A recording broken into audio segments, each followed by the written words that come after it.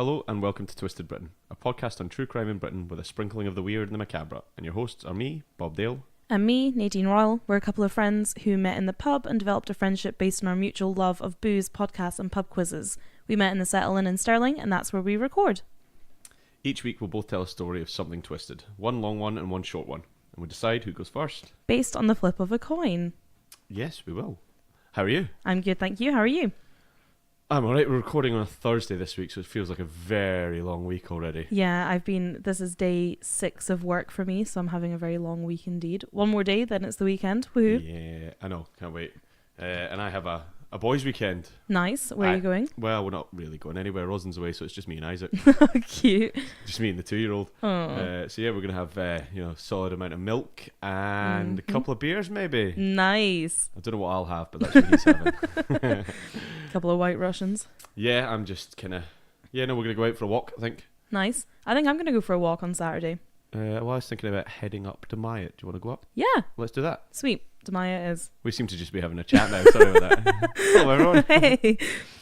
I'm doing my walk because I'm in heavy training mode. I was about to ask, what's the big plans for 2019 now that we're solidly in February? I'm buggering off to Nepal in 8 weeks? To do... I'm hiking to Everest Base Camp. Oh. I'm having a slightly early midlife crisis. I still can't believe you're doing it. I'm so excited for you, though. Something you've always wanted to do, am I right?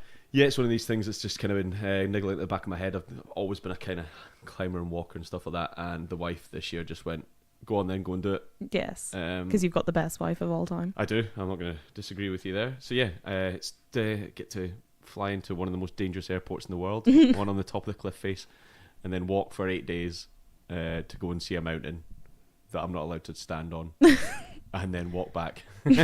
Well, you're not allowed to... What do you mean? Well, we're allowed to go to base camp, but we're not allowed onto the mountain. Oh. I don't have a visa to do that. Go up to the very edge and put your toe over. $42,000 for a visa. Holy shit. Yeah, I think it might even be more than that now, but yeah. Whew. So I'll not take that risk. No, maybe don't. So that's my what's your big plans for this year? Well, this year actually, no, to be fair, this year I'll start college to officially start my training as a veterinary nurse, which is very exciting. Yay! So that's going to come in September of this year. Apart from that, I don't know, just hanging out. Not many plans. Well, actually, me and Katie might go to Transylvania. That'd be cool. Yeah. I'll off air give you some recommendations.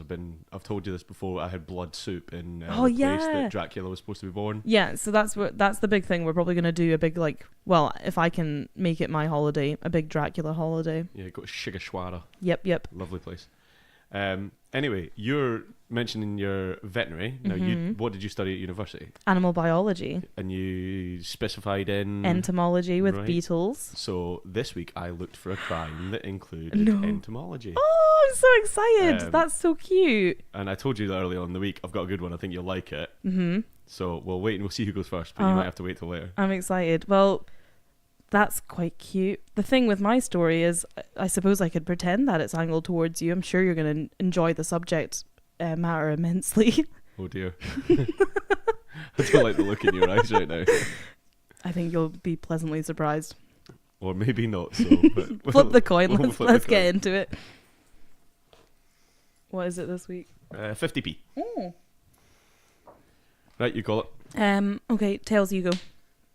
Tails it is. Ooh, right. I'm excited. So like I said, I looked for something a bit different, and I kind of struggled around the old Google looking for bits and pieces, and other search engines are available. And I kind of stumbled across one that just happened to be about the first use of entomology. Nice. So this is the story of Dr. Buck Ruxton and the Jigsaw Murders. Oh, shit. Ugh, this sounds like a crime novel already. So the kind of outline of it is that on September 29th in 1935, a woman called Susan Johnson was out for a wee walk around Moffat in Dumfriesshire. And as she walked over a stone bridge, which is still there today, she saw sticking out of the river a wrapped bundle with a human arm sticking out of it. The arm was the arm of a woman murdered over 100 miles south, and it was not the only body that was there. Ooh. Now, I found this was also a recommendation to us from one of our listeners, Andy. Nice. Thanks, Andy. Andy Lang, who I have worked with. And I stumbled across this and he went, oh, I did a show about that. So I watched he'd filmed a forensics show about it. Mm-hmm. So I watched that and went, okay then. You've done most of the research for me already. I'll say it in my own words. Here we go. Buck Ruxton was a medical doctor born in Bombay in India on the 21st of March 1899. He was born as Bakhtar Hakim. He was born to a reasonably wealthy Parsi family, and he had a pretty good education that he excelled at, which is evident because he went on to study medicine at the University of Bombay. He qualified from there in 1922 with a Bachelor's of Medicine before going on to complete his Bachelor's of Surgery the following year. He went on for a short time to work in the Bombay hospital before getting work in the Indian Medical Service, which was part of a service that went abroad to work with, I guess, alongside the British Army Corps and stuff like that. And he ended up working away from home in Basra and Baghdad. In 1925, he married another Parsi woman in an arranged marriage, but it didn't last very long because they didn't really... Well, it was arranged marriage. They didn't know each other. They weren't particularly happy. And the following year, in 1926, he moved to the UK and basically covered up anything to do with the arranged marriage. He just kind of ignored the fact that it had happened. When he got to the UK, he went and did some medical courses in London before moving to Edinburgh in 1927. His aim was to study to become a fellow of the Royal College of Surgeons. He did fail the entrance exam to get into the university to study for his fellowship. But based on the qualifications he'd had from the Bombay University and his experience of working with the Indian Medical Service, he was allowed to study with them. So it was during his time he changed his name by default to Buck Ruxton, who we will carry on knowing him as. Sounds like an American guy rather than... It's quite a like cowboy type name. Yeah. He is a bit of a cowboy. Oh. So while studying at the Royal College, he met a woman by the name of Isabella Kerr, who was working at a local cafe that he frequented in Edinburgh. The two of them dated for a while Buck finished his fellowship, and in 1928 they moved back to London for work. Isabella went with him. He'd qualified with his fellowship at this point. And he worked for a couple of different doctors in the offices as a kind of a, not apprentice, but as a what do they call it when you stand in for somebody that's out? Okay, but he was basically the only thing my brain's giving me is understudy, like the relief doctor almost, right. Or so he was there, just the temp, really, huh? Yeah, kind of, and he worked in a couple of different places, and by all means they did quite well. He was getting a doctor's salary, and in 1928, Isabella gave birth to their first child, Elizabeth. In 1930, they moved out of London to Lancaster, where Buck was looking to set up his own medical practice, and he quickly became quite a well-respected physician in the area, and had quite a big part in the local society. His medical practice was always busy, and he even helped out people who couldn't afford the medical fees by kind of letting them off or letting them pay later, and he became quite a local, well-known man. He was the Indian doctor. Well, yeah. In you're the going to stick out, aren't 1930s, you? he was the Indian doctor. So 1931 saw the couple have their second child, another girl by the name of Diane, and 2 years later they had a son, William. Now the two of them never actually married. They were always called man and wife, and everywhere I read it had it down as being a common law wife, which I think is only a British recognised thing. It's you have been together so long that you are as good as each other, you know. So you are married. You've never exchanged rings and signed the register. Yeah. Me and Katie were talking about that the other day, actually, because I'm sure somebody told me that if you lived with somebody for as long for Bob's putting his hand up, it was him. It was me. Yeah. It was you.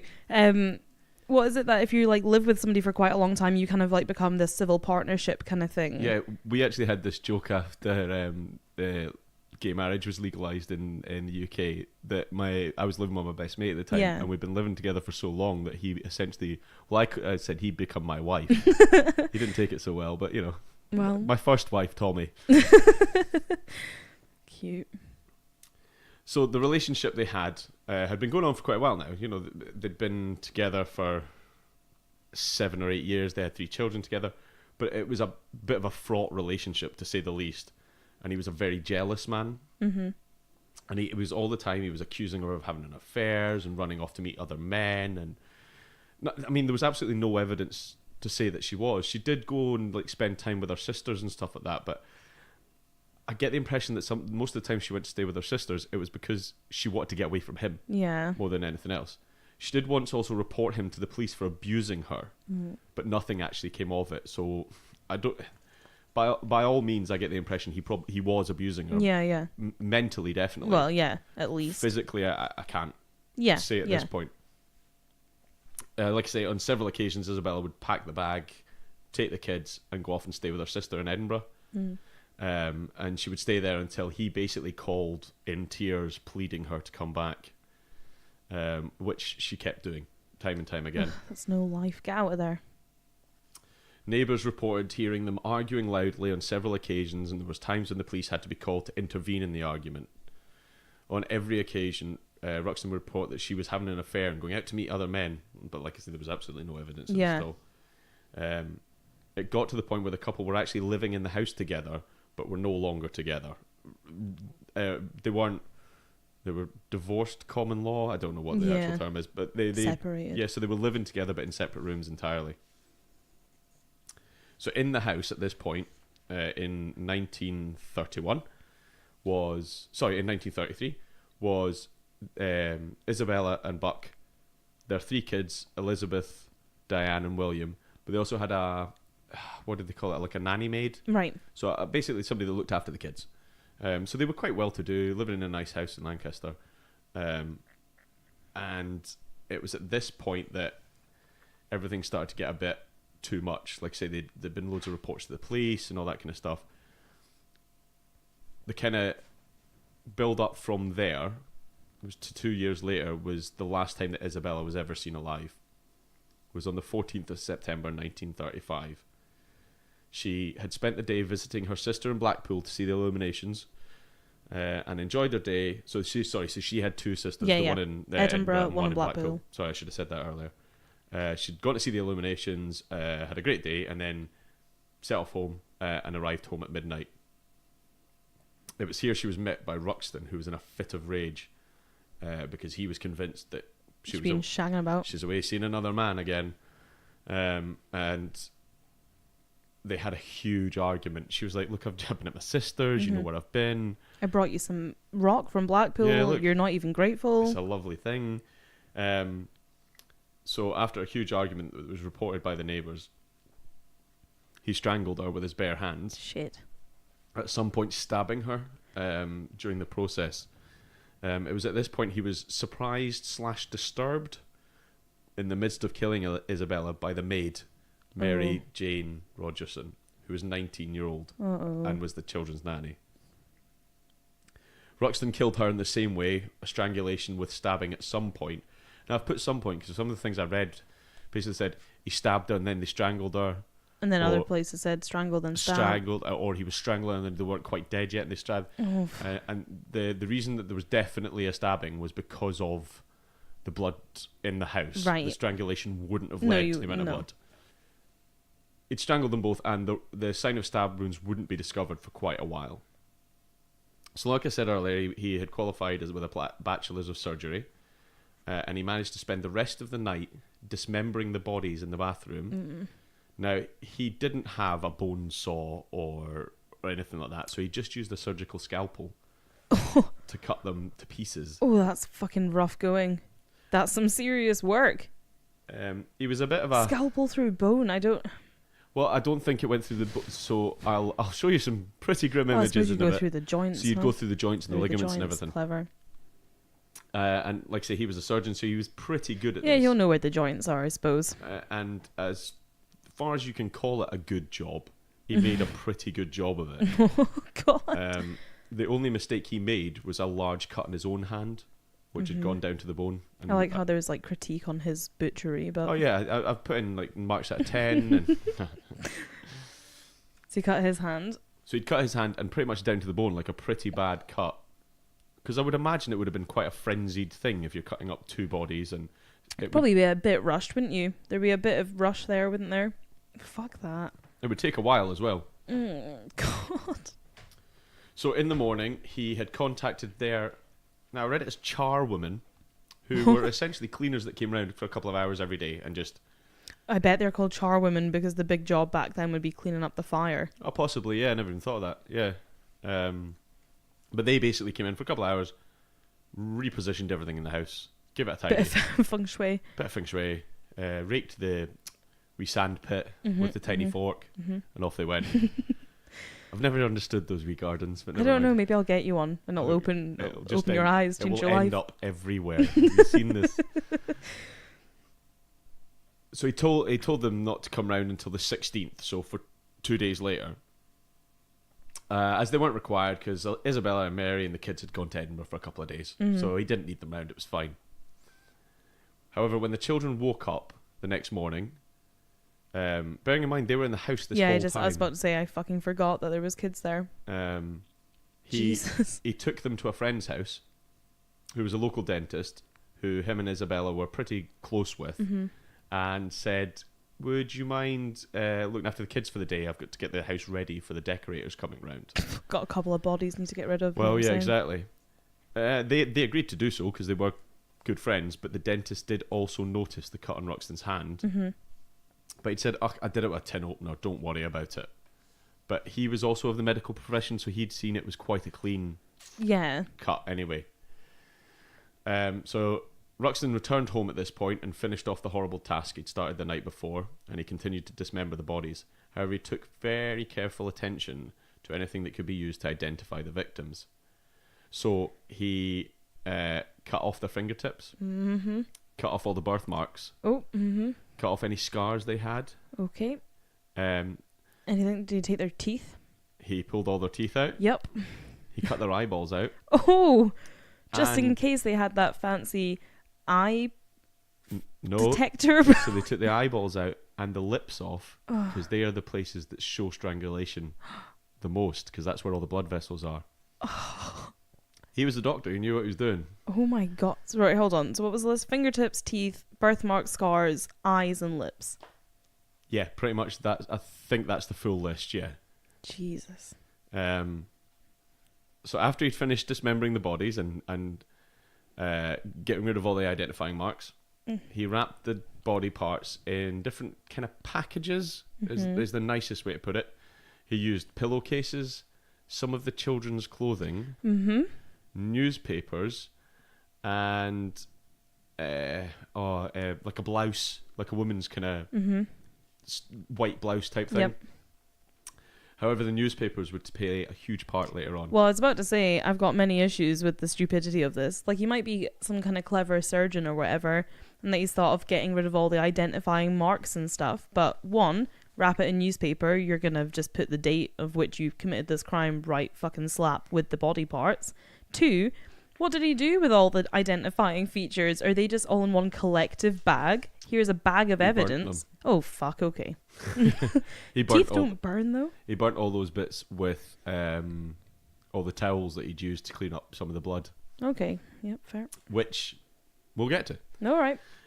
So yeah, after he'd wrapped all the stuff up, he spent quite a bit of time that day cleaning up as much of the blood and the evidence as he could. But he did a really piss poor job of it. And not only did he do a piss poor job of it, he started doing like really fucked up stuff. Like he ripped up the carpet on the stairs because there was blood on it. So rather than just cleaning it, just rip the carpet out. Yeah, it's a bit obvious, that one. And he put straw down on the floor to soak up the blood. How are you going to explain that exactly? Oh, just... So this is where it gets even odder. I suppose you're probably out your fucking mind by this point, though, no? Oh, you've just cut up your wife and your maid. Yeah, you've lost it. You're at you're crazy town population, you. So that day, on the 15th, the afternoon, he visited the home of one of his patients, Mrs. Hampshire. Now, I don't know why he went to Mrs. Hampshire's. I've no idea what relevance she has, other than she was just one of his patients. And he asked her and her husband if they would help him get ready for the decorators coming round. Now, I don't know why they agreed to this. I don't know whether Mrs. Hampshire was a cleaner by trade or whether they were... Maybe there's really like this nice Indian doctor who gives them medical care for kind of on the cheap sometimes. Well, that was my other thought, was maybe they were one of the ones that he waived the fees of Mm-hmm. every now and again.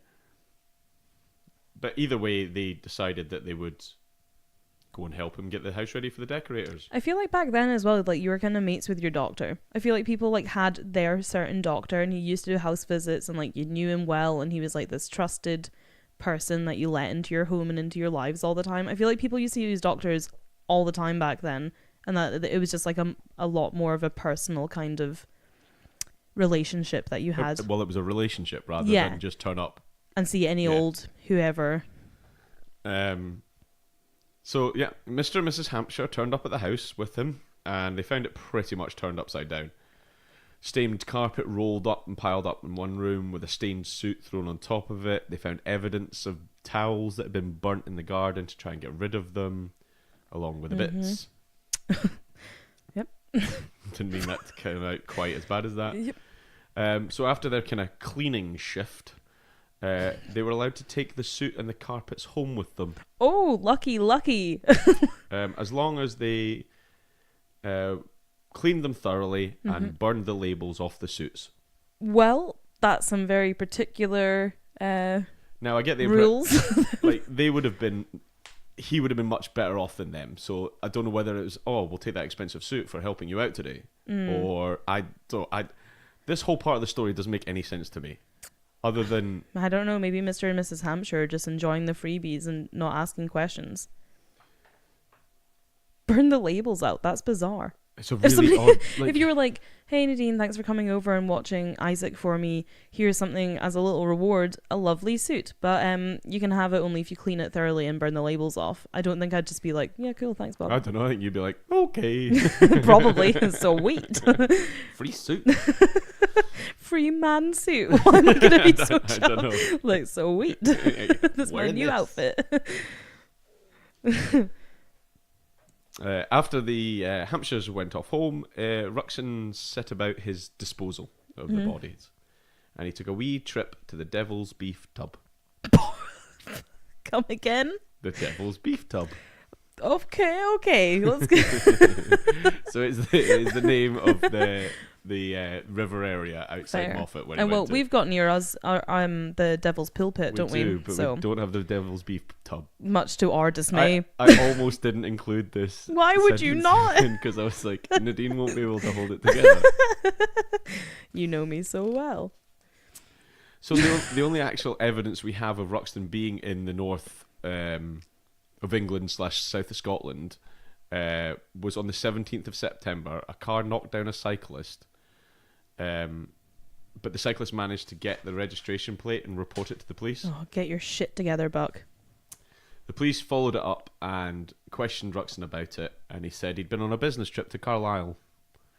Now, I don't know why a doctor would be on a business trip, but even still, if you work out the time frame, he'd been seen that morning dropping his kids off at school and couldn't have made it to Carlisle, had a business meeting, and then made it back down to Kendal where he'd been seen in the time frame allowed. It's not possible. Wait, do it again. So dropping his kids off at school in Lancaster, and then driving to Carlisle, Yep. which is somewhere in the region of 85 miles, I guess, and then coming back down to Kendal, which would be 60 miles back down the road. for in time for Sorry, I haven't written down the time, but I think no, that's doable. in the 30s. Oh yeah, sorry. In the Doable now. in the 30s, plus having a business meeting. Yeah, okay, fair enough. I've done the Carlisle Lancaster drive many a time. It's not that far. It's not when you're doing 70 mile an hour. Yeah, that's fair. Yeah, no, fuck that. I forgot what time frame we're talking about. However, what it was possible to do was make it to Moffat after dropping the kids off, either chucking some stuff in a river or just having a wee recce of the area and making it back down to Kendal. But that's pure speculation, but pretty much what happened, I would imagine. Fair. So, yeah, we don't know. Was it a recce? Did he dump the bodies? either way, he'd been seen in an odd area Yeah. around about the time frame of the 17th of September. So 12 days later, on the 29th of September, about 110 miles north of the Ruxton residence, outside of the town of Moffat, on a country walk, Susan Johnson looked over the side of the bridge over the River Lynn and saw a gruesome sight. There were several packages in the river, and the one she could best make out had a hand sticking out of it, and in all she could see 4 packages. During the initial police search, 2 human skulls wrapped in a child's baby grow was found, along with 4 more packages. The parts in the packages were found to be in a state of advanced decomposition and were found to be bound in a combination of fabric wraps and newspaper wraps. The fabric had come from bed sheets, a pillowcase, children's clothing, and the newspapers were dated from the Daily Herald on the 6th of August 1935 and the Sunday Graphic dated the 15th of September. Now, the Daily Herald from the 6th of August means nothing because it was a printed newspaper in London, shipped all around the country. The Sunday Graphic we'll come back to in a second, though. Mm-hmm. So, forensics professor John Glaister gives this account of the inventory found at the scene on the first investigation of the site. Of the 4 bundles recovered during the initial search, the first was wrapped in a blouse containing 2 upper arms and 4 pieces of flesh. Oh. The second bundle comprises of 2 thigh bones, 2 legs, of which most flesh has been stripped, and 9 pieces of flesh, all wrapped in a pillowcase. The third was a piece of cotton sheeting containing 17 portions of flesh. The 4th parcel, also wrapped in cotton sheeting, consisted of a human trunk, 2 legs with the feet tied. Stop. Human trunk? Torso. Oh. Consisting of a human trunk, 2 legs, and the feet tied with the hem of a cotton sheet, and some wisps of straw and cotton wool. Oh, God. In addition, other packages opened to reveal 2 heads, one of which was wrapped in a child's romper, a quantity of cotton wool, and sections from the Daily Herald of the 6th of August 1935. 2 forearms with a hand attached, but minus the top joints of the fingers and thumb, and several pieces of skin and flesh, one wrapped in the Sunday Graphic dated 15th of September. Mm-hmm. So the 1st of October, a full autopsy was carried out, and 70 pieces were identified in all. At this point, they had no idea who these people were. They did know it was 2 women of different ages, and they could tell they were of different ages because there's a kind of line down your skull where the plates fuse, and it doesn't fuse till you're fully 40. I'm sure that... Oh, I was going to get fancy, but I feel like I'm going to say it's going to be wrong. I was going to write it down, but I'm sure it's... I don't know if what the particular line's called, but at the top of your skull is your sagittorial crest. Very nice. Thank you. So they knew one of them had the gap in the skull fused, and one of them didn't. So they knew one of them was over 40 and one of them was under 40. 40 is a kind of rough estimate as to when it would happen.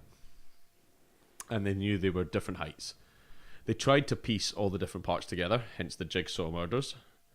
But they were missing so many bits from the full skeleton that they just couldn't get to. And also their fingertips, eyes, lips, teeth, scars, birthmarks, etc., etc. Indeed. It was noted that the work had been carried out with a huge level of skill, and that all the things used to identify the bodies had been removed.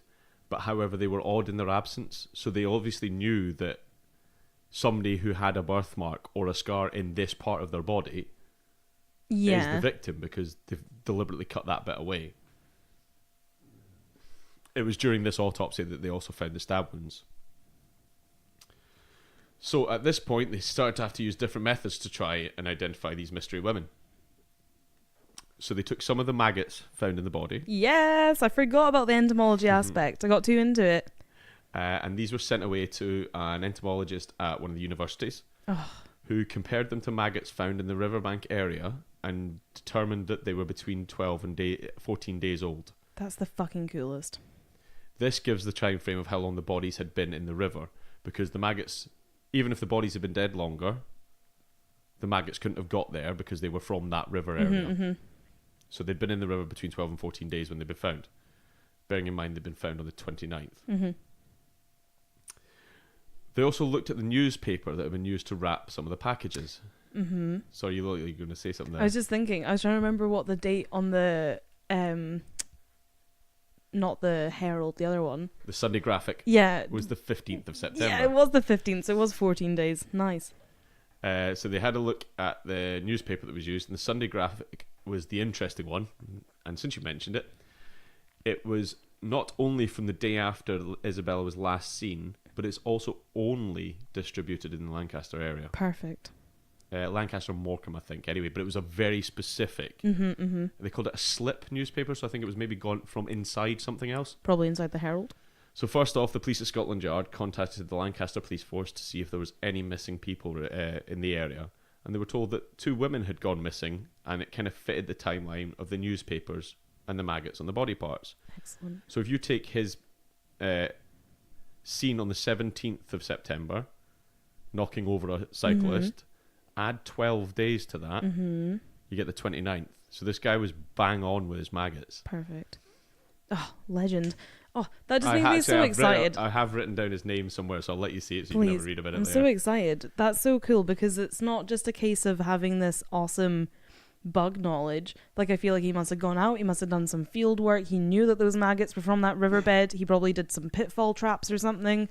Oh, jealous. That's the life. So the maggots are still in a jar on display in museum. Can we go? Yeah, of course we can, yeah. I love this so much. I'm so jealous. If I could spend every day hunting for insects, I'd be happy. I know you would. I know you would. I'm happy now, but I'd be really happy. So it's at this point where like the scene flips and we go back to Lancaster. And the women had obviously been noticed as missing, and had been Mary had been reported missing as her father, as last heard on the 17th. Ruxton obviously noticed that Mary had been reported missing, and he in turn went and reported Isabella missing, his wife, at the police. But he was getting he was gone by this stage. And this is ages after. Well, no, we've gone back to Lancaster. Sorry. So they'd been reported missing probably 18th-ish. So still though. But Mary lived with the Ruxtons, so it's not like mum and dad would maybe hear from her. You know, they would just assume that she was on holiday. In fact, he said they were on holiday in Edinburgh. Yeah, okay. So Buck Ruxton's stories had started to get a bit mixed up, and he was telling some people one thing and other people another thing, and basically he was a shite liar, and didn't just stick to one story. So now with the time frame kind of narrowed down and the area narrowed down, the police started to move in on Ruxton. They first asked Mary's parents to identify some clothing that they'd recovered from the scene, which they confirmed was hers. And they also asked about some of the other clothing, and they were identified as the children's clothing from the Ruxton's house. Forensics, in the meantime, had been working with pictures of the women. Now, this is unbelievable. This is the picture we'll put up for mine this week. And what they'd done is they'd obtained a picture of Isabella wearing a tiara. Now, they'd used that tiara to gauge the size that her head was.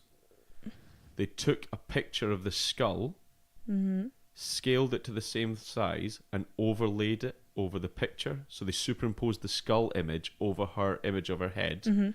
And they did the same one with a side-on view of her wearing a hat, a side-on view of the skull, and overlaid them.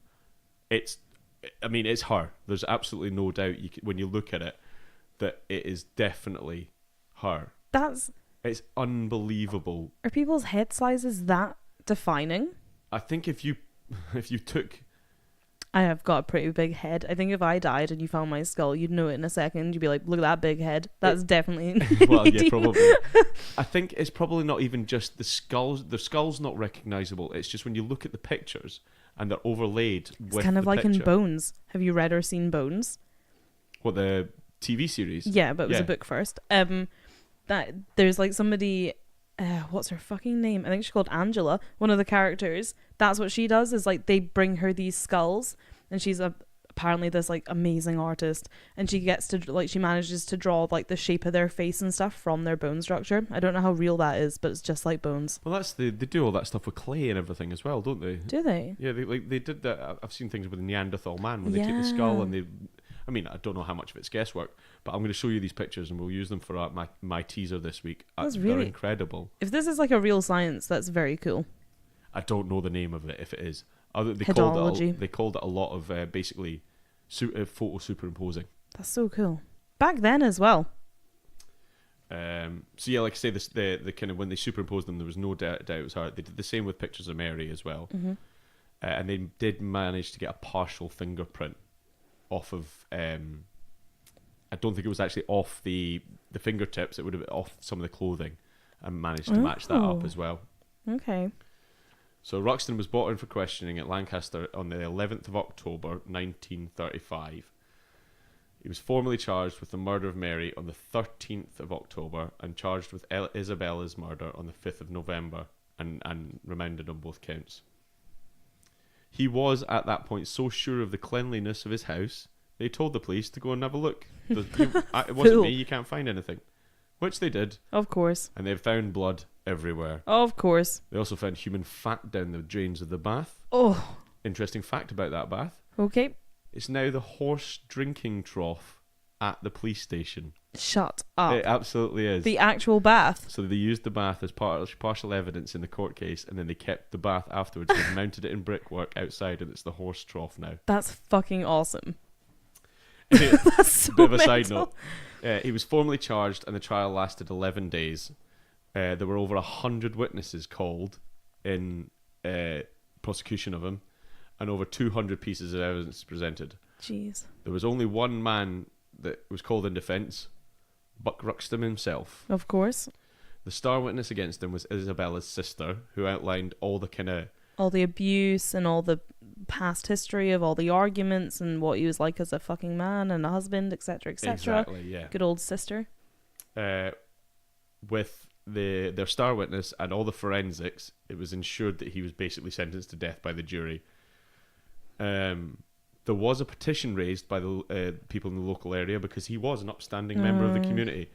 This was just overturned almost instantly because they had not only the weight of the forensic, but by this time they had results of tests that were carried out by Glasgow University on all the carpets and everything, and they were like, this was murder. This is a huge case. This is awesome. Unbelievable. So the 12th of May 1936, Buck Ruxton walked from his Strangeways cell to be hung, and he's buried in an unmarked grave in Strangeways prison. Isabella's remains were taken back to Edinburgh, where she was from, and Mary Rogerson's remains were taken to the Overton churchyard. Funds were set up to help Mary's mother and father and the children. However, Mary's brother, who was the Rogerson's young son, also died the following year, so they had a pretty rough time of it. This case was the first ever to use entomology to determine a conviction. Ooh.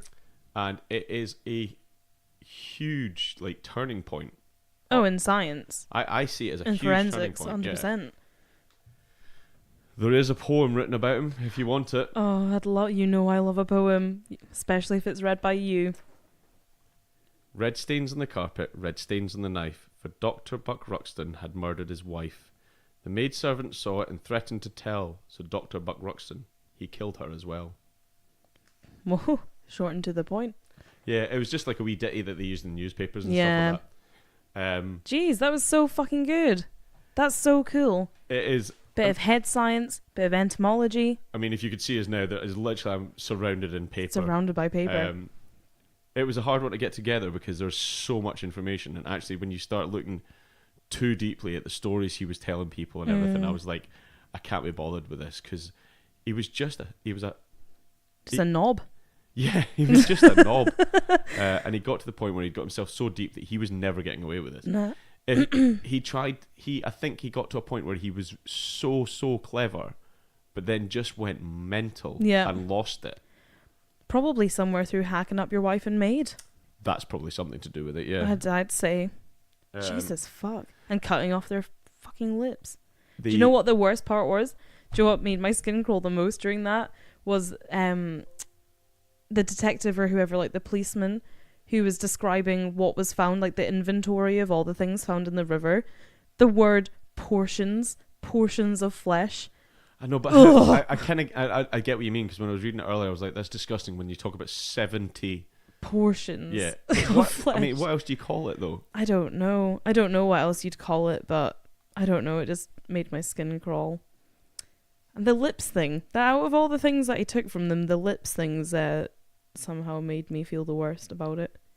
So that is the story of the Jigsaw murders. That was so good. I've never heard of that before. No, neither have I either. And actually, although it's quite a big case, there isn't a huge amount of... There's different... So the Irish Times covered it.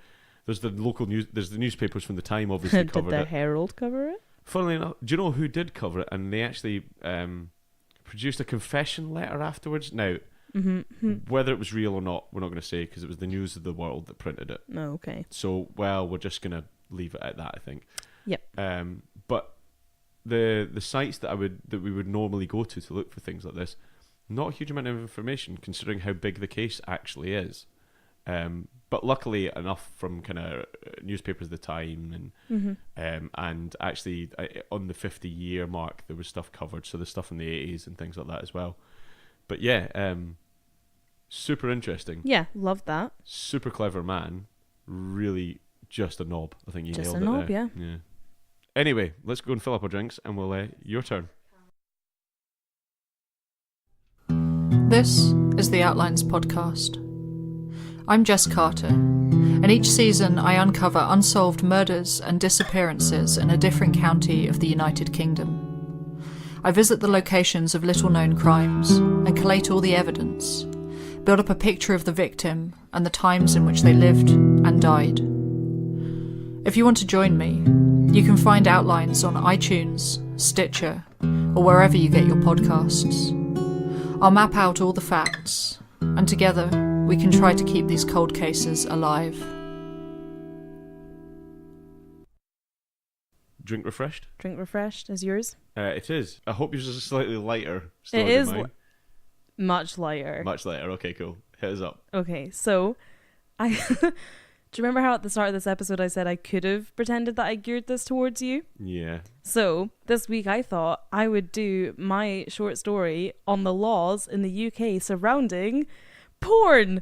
What's that? I've never heard that word before in my life. Never, really? Never. It's my favourite joke. I've completed Pornhub. What have you done? Oh, God. So the laws surrounding porn. Porn in the UK. What, like partaking, showing it? Showing it mostly. Right, okay. I was going to do like a whole rundown on everything I could find. Well, but it was actually twisted this week, well done. It was actually surprisingly hard to find out whether it's legal or not to be a porn star in the UK and what you can and can't film and where you can and can't film it. I'm going to laugh every time you say surprisingly hard as well. There's one bit in this that I'm guaranteed to lose my shit and just start laughing for a long time. There's actually at least two. Great. It's not even... You've got the short story and you're guaranteed two. Guaranteed two laughs. I can't wait. Carry on. So I thought, what better place to start than the best place in the world to find porn? The internet. And more specifically... Just the internet, literally you're always 3 clicks away from a black coffee, you know, is that not the rules? Have you seen Ted, the movie? No. Yeah. I thought I'd start with Pornhub. Pornhub it is, yes. So Pornhub is a Canadian pornographic video sharing website and is the largest pornography site on the internet. Yep. Pornhub was launched in Montreal, providing professional and amateur photography since 2007. Pornhub also has offices and servers in San Francisco, Houston, New Orleans, and London. Since 2010, Pornhub has been owned by the MindGeek company, which is the biggest porn company in the entire world. They also own other big porn sites such as YouPorn and RedTube, as well as production companies such as Brazzers. It was one guy that founded all of these, wasn't it? Yes, so somebody else, so the people that founded Pornhub in Montreal were separate, and then MindGeek, which were then known as, forgotten, a different company name, they took it on. Yeah, ridiculously, I was having a conversation about this, just on a slight tangent with somebody. Oh, I am this week. surprised. It was one guy that basically he bought like the domain that was porn.com. Yeah. And from then he's now like a multi-billionaire, but he's wanted in pretty much every country in the world for copyright reasons. Oh, that sounds fair. Yeah. Anyway, carry on. So, Pornhub is arguably the most popular porn site in the UK, or at least the most mainstream. Yeah. But it is the most popular. In 2017, that marked Pornhub's 10-year anniversary of existence. Why didn't we have a party? We should have had a Pornhub party. A Pornhub party. I would go to that. When they reached their 10-year anniversary, they released all these statistics about their like demographics and stuff like that, and listeners, watchers, viewers, whatever, over the years. So when Pornhub was launched in 2007, only 1% of the total viewers were using a mobile device to watch. Today that number has risen to 75%. Oh, well, I say today, that was back in 2017. So back in 2017, 75% of the people watching videos on Pornhub were doing so through a mobile phone, which I bet is now even higher. I was going to say, I'm really surprised it's that low. Yeah, I think it's probably even higher, but this is the 10-year statistics. Yep, that was during the 10-year party. Yeah. So 53% of Pornhub's mobile traffic comes from Android devices, and just 47% comes from iPhones. So I guess that means if you have an Android, you're more likely to watch porn. It's a fairly even split, isn't it? 53-47, it's pretty much... Yeah, I know, but still, an interesting fact. It's probably the market share of mobile phones, to be honest. Yeah, probably. In 2007, 134 hours of video were uploaded to the site, which rose dramatically to just under 500,000 hours uploaded in 2016. Oh, wow. That's a lot. That's a lot of porn. In fact, so much porn that the site now has more than 1.5 million hours of video available to stream, which amounts to more than 173 years worth of content. A quote from the survey back in 2017 points out that the first telegraph message was sent out on May 24th, 1844. If you started watching Pornhub then, you would still be watching new videos today. So really, Bob, completed Pornhub, have you? I watch several videos on different screens at the same time. Commitment. Despite such a massive increase in content, the average viewer actually spends less time watching porn today than they did 10 years ago. So in 2007, a visitor to the site spent an average of 13 minutes on the site, clicking through a total of 14 pages.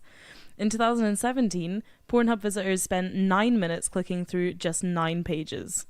I've got so many jokes. Yeah, I want you to So say many them all. Apparently, though, they're attributing this to the fact that broadband speed is much quicker and stuff now, so you don't have to wait for pages to load. That's what they're saying. So you're... If you ask me, the content got better. Well, I was going to say, either the viewing has gotten better class, or, yeah, you're not waiting for everything to load. Yep. Maybe their website's just more accessible now, and the super handy categories page is shortening people's time. I mean, I don't know what I'm talking about, No, but... not in the slightest. Just twice you're going to lose it here, yeah? Yeah. So over the last 10 years, viewers have consistently watched videos from the amateur, MILF, and lesbian categories more than anything else. For those of you that don't know, okay. MILF is a mother I'd like to fuck. Yeah. It is. You're looking at me like you want me to say something there. I don't know what you want me to say to that. I don't know. So, I'm going to narrow it down to UK stats now. In 2018 alone, the people across the world made a grand total of 33.5 billion visits to Pornhub, clocking in 92 million daily average visits to the site, and almost 5 million pornographic videos were uploaded, which is enough hours for a single person to continuously watch porn without breaks for 115 years. That was just in the UK? No, this is across the world, and I'm getting into I the was UK gonna now. say, Jeez, that's a lot. So in the UK, we watch twice as much porn as any other nationality if you don't include Americans. Oh, yeah, I mean, we're not including them, of course. Why do they watch more porn than us? Who Americans? Probably there's more of them. Up your game, UK. Get your shit together. Could you all try and spend at least 11 minutes on the site from now on? In 2018, more than 141 million people took the time to vote for their favourite videos, which incidentally is more people than voted in the last US presidential election.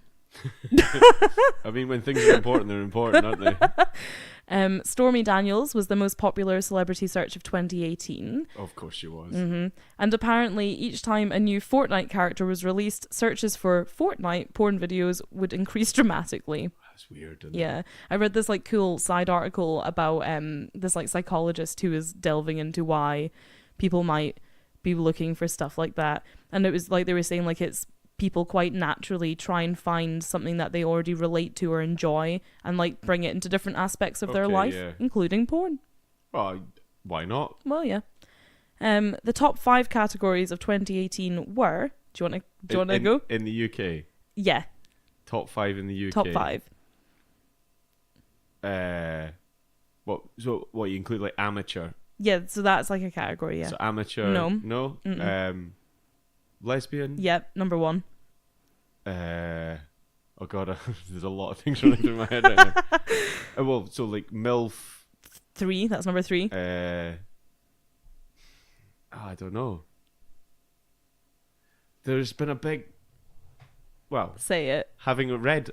Well, say it. So the brother sister stuff, the incest. Yeah. So stepmom is number 4. So which is hideous, but but it's huge. There was a news article about that recently. That is like, it's like a really dark. Yeah. Turn. That's I think it's because it's like the most like kind of taboo but mainstream thing that exists. There's that step sibling thing. Yeah, it's always got to say step for it to be legal. Yeah, I would hope so. Yeah.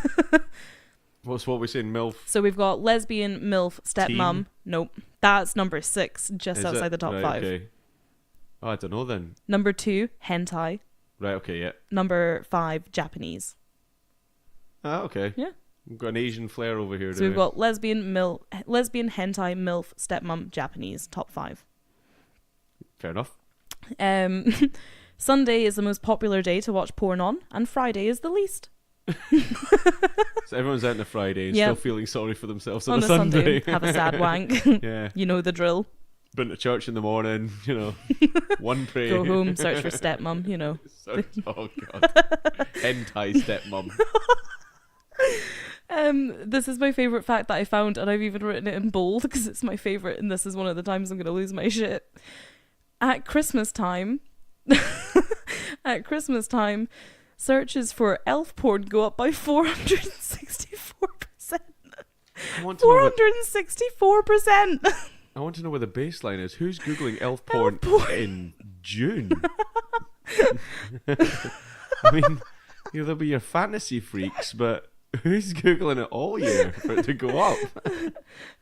Elf. What about Mrs. Santa? No, I don't know. I didn't look that far. I just got to elf and that was enough. Elf and that was you. You're done. 464%. Wow. Fuck's sake. I'm definitely going to watch elf porn this Christmas, just saying. Don't just... 465%. Woo! Elf porn's not just for Christmas. Gonna go home, get right festive. Know what I'm saying? Gross. So, porn is not illegal in the UK, though the sale or distribution of hardcore pornography through any channel was prohibited until the rules were relaxed in 2002. Pornographic videos sold or distributed legally within the UK must receive a certificate from the British Board of Film Classification, also known as the BBFC, who are also the board who decide what age rating films have and stuff like that. 18. Solid 18 for these. Well, these ones, yeah. In 1996, internet service providers started the Internet Watch Foundation to watch for pornographic content that is in violation of British law and report it to the police. The web filter CleanFeed is used by the largest ISP, which is the BT Group, to block sites on the Internet Watch Foundation's list, which includes sites that are criminally obscene as well as child pornography sites. The government ordered all ISPs to have a CleanFeed-like system by the end of 2007. So basically they're looking for... What they're saying is you can watch whatever you want as long as it's not illegal to commit that act in this country. Yeah, so I looked up what criminally obscene would count as... Is this where I'm going to lose my shit? No, it's not. This isn't funny at all. So there's criminally obscene. There's no clear definition of what sort of images will, like, if it's criminally obscene, it's meant to deprave and corrupt, is like the two kind of big words. So there's no clear definition of what sort of images will deprave and corrupt, and interpretations of the act have changed over time. Ultimately, it's up to the judge dealing with the case to decide whether an image is obscene, although the definition usually includes sexual acts such as bestiality, rape, and torture. It doesn't matter whether the violence is real or, as in many of the extreme violence websites, posed by actors. It doesn't matter either way. It's a obscene. simulated act. It's still an act. It's obscene. Yeah. Okay. Yeah. The possession of pornographic images for private use is not an offence in the UK. This means that UK citizens have been able to access content on sites overseas without breaking any laws, unless, of course, they've been watching child pornography, because that's not legal anywhere. So what, you can use your UK device to access anything anywhere Overseas and stuff, yeah. As long as it's As long as contravene UK law. Yeah. Right. Okay. That surprises me, actually. I thought you would automatically fall under the jurisdiction of the country that you're in. I think I probably need to look more into that, but that seems to be what it's saying. Okay. Yeah, no, I'm happy. I don't know, but yeah. Yeah. Unless it means like you can watch stuff that's from overseas as long as it doesn't contravene. Oh, that would probably. I think that's what it is. That would make more sense. Yeah. Yeah, I think like you can watch anything you want in Britain as long as it's not child pornography or obscene. Right. Yeah. Okay. All hail the UK. Despite us being allowed to possess pornographic images, on January 29th, 2009, adult pornography that falls under the government's classification of extreme pornography became illegal to possess, carrying a 3-year prison sentence for anybody found possessing it. So I then looked up what constitutes extreme pornography. And I apologise profusely, but halfway through this is where I lost my shit when I was reading it, because there's a word I'm going to have to like say here that I didn't expect to find on a government website, and this is why I laughed so much. So extreme pornography. Is this from a government website? Yes. Right, okay. So there's like an act that defines like extreme There's many an act. Yeah, well, there's an act that defines extreme pornography. And it states that it's an offence to possess pornographic images that depict acts which threaten a person's life, acts which will result in or are likely to result in serious injury to a person's anus. Yep. I just didn't need it. I just didn't expect it on a fucking government website. .gov. Serious injury to a person's anus, breast or genitals, and then not so funny, bestiality or necrophilia. Yeah, they're not funny. Not funny at all. But I'm very glad that the word anus exists in a government act. so am I, actually. That's really good. I mean, there are many anuses that write it. So we might as well contain it as well. But, so anything that damages your bum, your boobs... Or your genitals. Or your genitals is not okay. Not cool. No big dick anal porn then. Well, set that up. So this is not even a light spanking. No, I think it means like it's serious. It's defined serious. as serious Sorry, it's injury. on a government website. Likely to result. No, I mean the word serious. It's likely to result in serious injury. Light injury is fine. I don't know where the line is, but serious injury. Apparently, neither do the government. Oh God.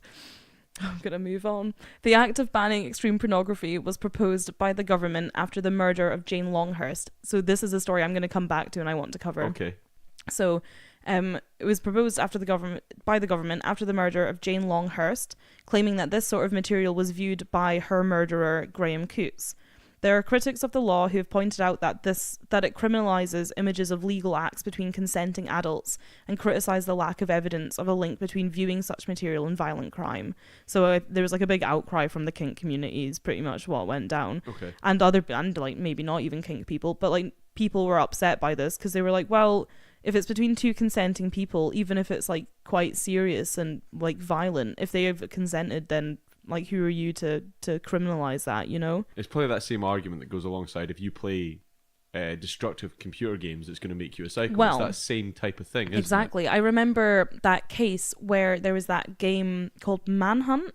Yeah. And then in the game, you as a character had to like put a plastic bag over a guy's head and suffocate him. Yes, you did. And this boy that played that game did that to his friend. Yeah. So, there's cases where Yeah. people can be, but at the same time, people can be influenced by fucking anything. And at the end of the day, if you're the kind of arsehole that plays a game or watches some pretty extreme porn or something, or watches a violent movie and you think, oh, I'm going to go out there and commit this crime onto somebody else, fuck you, you're just an arsehole. Well, I mean, it's not the game's fault. No, it's not. Absolutely. It's not the game's fault. It's not the porn's fault. Because to be honest, some of the worst thing you can watch on the television is the 9 o'clock, 10 o'clock news. Yeah. Oh, amen. Yeah. Because that's reporting on what is horrific around the world. Whereas these things, you're searching them out yourself. Oh, this is an episode I'm going to have to tell my mum not to listen to, isn't it? I think it's too late for my mum. She knows how I am. Oh, hi, Mummy Royal. Sorry, Mum. So in 2013, Prime Minister David Cameron introduced plans to filter internet pornography by default in the UK. By the end of 2014, access to internet pornography was blocked unless subscribers specifically chose to opt out by contacting their ISP. Why are you laughing? Why are you laughing? I remember getting a new mobile phone not that long ago. Well, I mean, a wee while ago now. We were in a pub in Stirling, and I honestly wasn't looking up porn in the pub. It was during the day. We were in a beer garden, Kilt the Kangaroo. Right, very nice. And we tried to look up the times a pub was open on my brand new phone that I just got, but it was blocked because it was adult content. So I had to phone the operator, the company, and say, can I have it unlocked? And in the background, I've got all my mates going, he's trying to have a wank.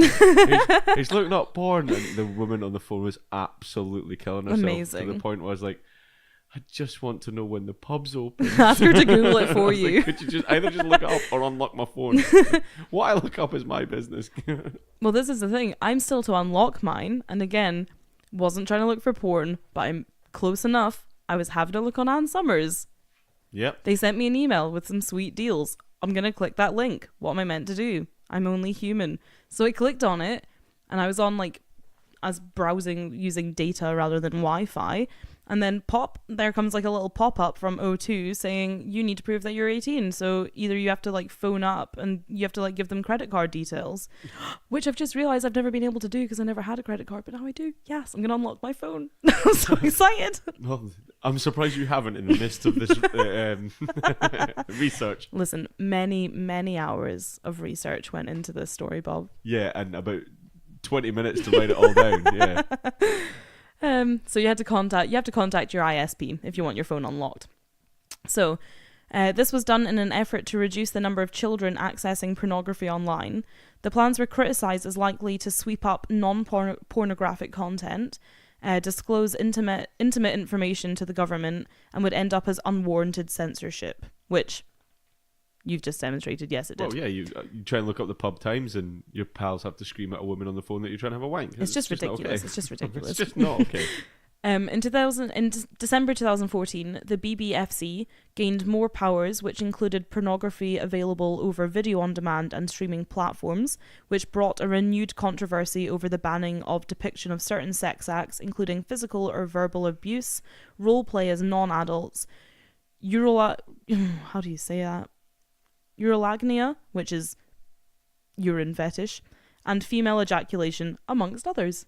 Which, by the way, fuck you. Is that on a government website? No. No. Okay. A new act which came about a couple of years ago, which is the Digital Economy Act of 2017, means that porn websites can now be blocked by the BBFC and face fines of up to £250,000 if they let under 18s watch their adult material. So, you know how if you go on to adult content websites, even booze ones, you're looking up your favourite whiskey, there'll be a little pop-up that says, are you 18? And then you put in your birthday, even though any monkey could put in any year. Yeah. That's now not enough. So the government are going to make it a legal requirement for all porn sites to introduce age verification software. So it claims the change in the law is to protect children. Proving your age could mean entering your phone number, email address, or credit card details, but it could also mean going to a shop, this is amazing, handing over your ID and collecting a 16-digit code to use on a porn website. Can I have a porn card, please? Hello, I'll take a pint of milk, 2 rolls, And a porn card, thank you. Sunday sorted. Is it like that? Have you ever had one of those electric meters in your but have to buy a $5 top up? Is it going to be one of them? I hope they're like customizable and you can put You know, photos on them. Can I have a wee $5 Pornhub, please? Get it as a gift card for birthdays. I hope they've got different images on, so it'll be kind of like top trumps almost. Oh, who did you get on your card? Oh, I got Stormy Daniels. What about again? Stormy Daniels. She's again. everywhere right now. 2018, she's hot. MindGeek, the biggest online porn company that we've already discussed, Yep. has introduced its own age verification service. So the company's product, Age ID, expects to sign up between 20 to 25 million UK users when the time comes. That's a lot of people. It's probably a fair estimate. Yeah, probably. Yeah. Although the final details of what its age verification process will be hasn't been announced yet, a spokesperson told Newsbeat, Age ID has multiple third parties covering such methods as a credit card, mobile SMS, passport and driving license. It'll be like when you go into the self-service tills and somebody clicks clearly over 25. You're like, Sad. Yeah, they take one look Send at a your ID picture and of they're your weathered face into Pornhub and they let you in. These changes in the laws surrounding pornography can be traced back to a speech by the former Prime Minister David Cameron back in 2013 when he was already introducing everything that I've already talked about. He made the speech to the NSPCC. His aim was to better protect children from adult content online, and the NSPCC claims that nearly 2/3 of 15 to 16-year-olds have seen pornography, while Childline claim they've delivered more than 2,000 counselling sessions in the past 3 years about online porn. The plans were initially announced in July 2017, and the block was due to start in April of 2018. But then in March of 2018, hidden away in the 18th paragraph of a government press release about 5G, it was announced that the date had been pushed back until the end of the year. And obviously it's still not in place. We're now in 2019, so I don't know when it's coming. 5G's due to be rolled out this year at some point. So yeah. So I think that some point this year, this age verification process is going to take hold. No, we make joke about it, but Oh no, it's totally warranted. it's I think. absolutely warranted, and there's no reason if you want to use adult websites for any reason. There's no reason why you shouldn't. If you're embarrassed by it and you don't want to go and get a code from a shop, fair enough. But there's no reason why you can't have your phone provider provide proof, because you've obviously provided proof of your identity when you're getting the phone. Yeah, exactly. So there's ways that it can be done that allow you your privacy. Yeah. That stop 12, 13-year-olds accessing it, which is completely correct. Yeah, 100%. Like, I think it's as much of a nuisance as it may be to us adults or something, it's still much better than some 15-year-old watching something that they definitely shouldn't and getting horrible ideas. Yeah, absolutely agreed. So, that's what's happening this year, perhaps. I then did like a little end section on revenge porn, just because I get real hot and bothered about it. I think it's bullshit. Revenge porn upsets me deeply. I just think it's absolute fucking horseshit that people do this to other people. Yep. So revenge porn is defined as the sharing of sexually explicit photos or videos of another person without their consent, and particularly when it's designated, like the designation of you doing so is to humiliate and shame somebody else. When it's done for deliberate harm. Yes, exactly. Yeah. That's revenge porn. So in 2017, new legislation was rolled out across Scotland, which could see people convicted of sharing intimate images without consent facing up to 5 years in prison. Good. I know. The new legislation, which was passed unanimously by MSPs last March, makes it an offence to disclose or threaten to disclose an intimate photograph or film without consent. Revenge porn has been a growing problem, as easy access to devices like smartphones means pictures and videos taken with the expectation of privacy can now be easily shared publicly online through social media and dedicated revenge porn websites. Yeah. The new offence covers photographs or films showing people engaged in a sexual activity which would not usually be done in public. It also covers videos or photos of people with their genitals, breasts or bum exposed or covered only with underwear. So that's pretty good.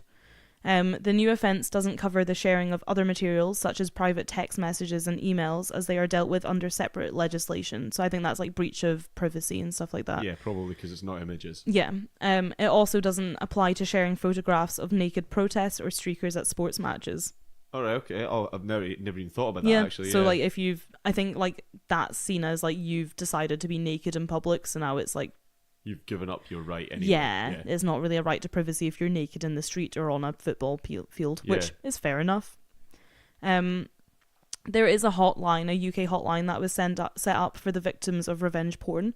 It was set up by the government, which I think is incredible that the government did it and it's not just some charity or something, you know. Yeah.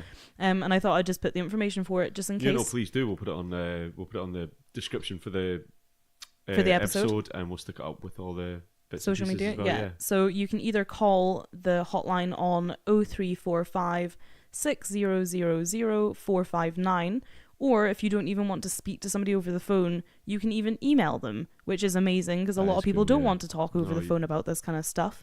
You can email them at help@revengepornhelpline.org.uk. That's incredible. The one thing I was just thinking about there when you were reading that last bit out was I know it is illegal in Scotland for the upskirting. Is that covered by the same thing? Oh, yeah, I think that because that wasn't illegal. Because in England revenge till, porn last is year. Specifically sharing, of course, of the image, whereas I suppose consenting upskirting images in the first place, wasn't it? Yeah. So I think upskirting, you don't have to necessarily be sharing them, but I think it is illegal, isn't it? Upskirting. It's illegal in Scotland, and I think it's only just become illegal in England. Yeah. Oh, I need to look that one up. It's been illegal in Scotland for quite a while. Good. Fucking perverts. Yeah. No, I was just thinking about it there when you were talking about it. I wasn't thinking about it there when we were talking about it. That was well done. Yeah, well done. Yeah, so I'm gonna have to tell Mummy Dale not to listen to this episode. I think I'm excited to see the interaction we get from listeners. If you at home enjoy watching some porn, please do share with us your favorite categories, whether or not you've seen any elf porn. let's have your top 5. In all seriousness, that was excellent. Thank you. The bit at the end was very important. Yeah, I think I could go on and on about revenge porn. I keep up. You know, I don't really watch the news and stuff that much, and keep up with social event social. I think events? I'm your main social news events? source. You are. Current affairs and stuff. It's not really my thing because it just mostly depresses me. But I do tend to follow stories in the news about revenge porn, about women getting taken to court and being made a fucking fool of when they are the one victims of rape and stuff. And especially the last couple of years, there was a couple of massive stories that came out of Ireland that just I could honestly talk for hours about. It just makes me so upset. And I just think in this day and age when it is so accessible and porn is so accessible and so it's so normal now. People, you can share. One thing actually I don't think I covered there was that the ban on pornographic images and stuff does not include social media. So it only includes commercially pornographic websites. So things like Pornhub, which are designed for porn. Yeah, so it doesn't cover the stuff you can find on Twitter. So if I decided to post loads of nudes on Instagram, they'd probably be taken down because of the nipple and stuff. They wouldn't on Twitter. On Twitter, they not? No, absolutely not. No, some of the stuff up there is absolutely horrific. Shit. Yeah. And Tumblr and stuff as well. You get loads of porn on sites like that. So those kind of sites that aren't designed specifically for porn, if your page isn't specifically a pornographic page, they can't touch you, kind of thing. Whereas if it's a porn account, it's seen as commercial pornography. Yeah. But if I in my day-to-day, between all the selfies I take and photos of cute animals I come across on my day-to-day, if I threw a couple of nudes up there, that legislation wouldn't touch me. Well, that's a loophole that needs to be closed. Yeah, so that's what they're next looking at is how can they start trying to regulate stuff like that, because kids can go on Pornhub and watch it quite easily. Yeah. But they can much more easily download Instagram or other social networking apps and look at stuff all day long. But in a day, where I was going is in this day and age where things like that are so normal and everybody just sees it as this whatever, nudity isn't such a big taboo anymore. I think people don't seem to realize how fucking badly you can wreck somebody's life by sharing this private image I'm not sure it's not people. I think people do understand. And I think that's the problem. Maybe. I just think it's horrible. I could go on forever. I know you will, and I'm going to stop you there. Thank you. Before we get into moral Britain rather than twisted Britain. No, that was good, and well done. Thanks. Enjoyed that. As always, if you've enjoyed what you've listened to, bit of a different one this week. Please do give us a rating and a review wherever you listen or download. If you want to speak to us, you can always find us on all the social media channels. You can find us on Instagram. Twisted Britain. You can find us on Twitter. Twisted Britain. You can find us on Facebook. Twisted Britain. You can also find us on Facebook with a dedicated discussion group. Twisted Britain discussion group. Which we've had quite a few new members to. We have. We're going to try and chat to you as much as we can. Yeah. We get loads of like private messages recently, which is really nice. Yeah, and we will respond to all of them. Yeah, and we always one or both of us will respond to all of them. So thank you very much for listening. Thank you. We'll see you again next time. Bye. Bye.